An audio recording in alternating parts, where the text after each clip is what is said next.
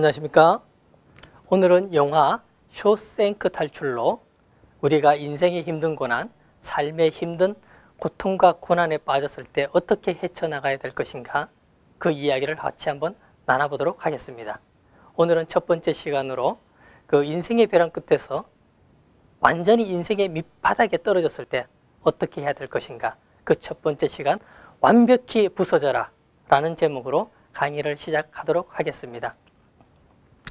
우리가 때로는 살다 보면 내 능력, 내 잘못으로 인생의 벼랑 끝에 몰려서 낭떠러지에 떨어질 수도 있지만, 때로는 나는 전혀 아무런 잘못이 없는데 타인의 잘못 때문에 힘든 고난에 나락에 떨어질 때도 있습니다. 이 쇼생크 탈출이라는 영화에 보면 주인공이 바로 그런 사람입니다. 자기는 아내를 살해하지 않았지만 아내를 살인했다는 누명을 쓰고 감옥에 들어가게 됩니다. 얼마나 억울하겠습니까? 제가 얼마 전에 신문에 봤던 기사에 이런 기사가 난 적이 있었습니다. 신문에 기사가 났는데요, 이렇게 제목이 이런 제목이었습니다. 암에 걸린 오른쪽 폐가 아닌 왼쪽 폐를 도려내놓고 의료진들이 수술이 성공적이었다라고 박수를 쳤다라는 그런 기사였습니다. 내용은 이런 내용입니다. 폐암 진단을 받은 최모 씨가 왼쪽 폐 일부 절제 수술을 받았다. 성공적 수술이라는 의료진의 설명에 안도 한숨을 내셨지만 일주일 만에 청천벽력과 같은 소식을 접했다. 악성 종양이 있던 오른쪽 폐를 내두고 왼쪽 폐를 절제했다는 통보를 받았기 때문이다. 얼마나 억울하겠습니까? 쇼생크 탈출의 주인공 앤디는 이 사람처럼 내가 살인을 저지르지 않았는데 그것도 사랑하는 아내를 살해했다는 누명을 쓰고 감옥에 들어가게 되었습니다.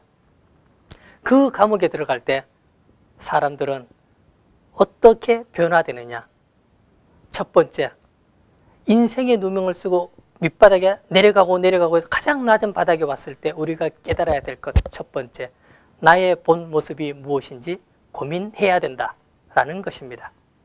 앤디가 감옥에 들어갔을 때 흑인 배우 모건 프리먼이 같은 재수로서 앤디에게 이렇게 얘기했습니다. 감옥에선 첫날 밤이 제일 힘들다. 감방에 들어가는 순간 눈 깜짝할 사이에 예전의 삶은 사라진다. 과거를 생각해 볼 끝없는 시간만이 나에게 남는다.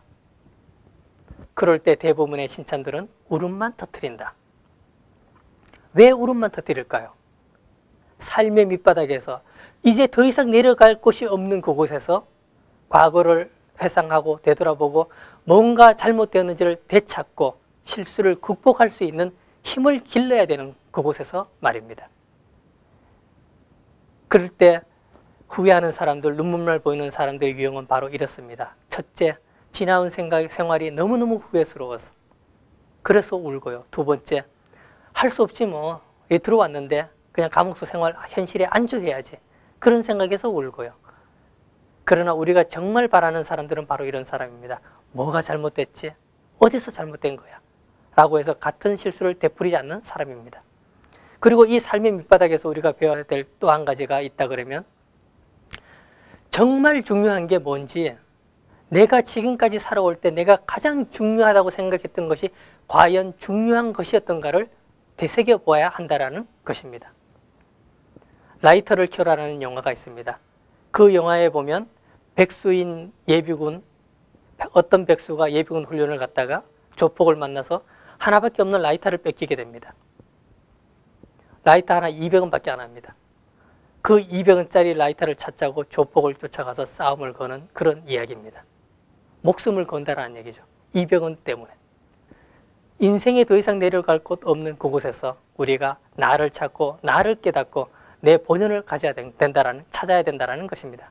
그렇게 할 때 내 인생에서 가장 값진 귀중한 시간을 실수를 바탕으로 성공의 길로 되돌려 놓는 그런 귀한 시간이 될 줄로 믿습니다. 다음 시간에 쇼생크 탈출의 새로운 이야기를 시작하겠습니다. 감사합니다.